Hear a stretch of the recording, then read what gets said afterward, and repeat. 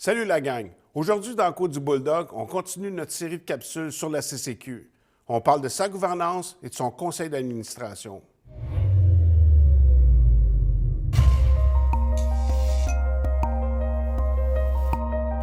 Dans notre dernière capsule, on vous a présenté les rôles de la CCQ dans notre industrie. Mais pour mieux comprendre notre sujet d'aujourd'hui, il faut retourner dans le temps un peu. En 1987, la CCQ voit le jour. Puis en 1987, le rôle de la CCQ, c'était le même qu'aujourd'hui.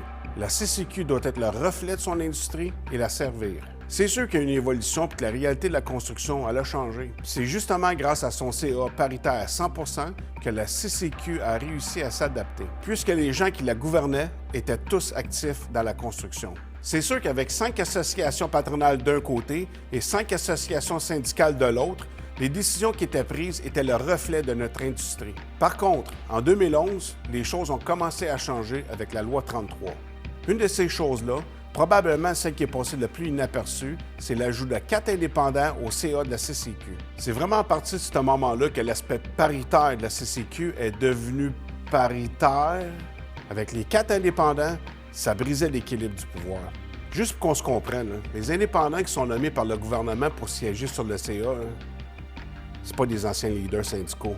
Moi, là, en 2011, avec tout ça, je me demandais déjà comment que la CCQ allait continuer d'être le reflet de son industrie puis de la servir. Et il faut se le rappeler, c'est exactement ça le mandat de la CCQ.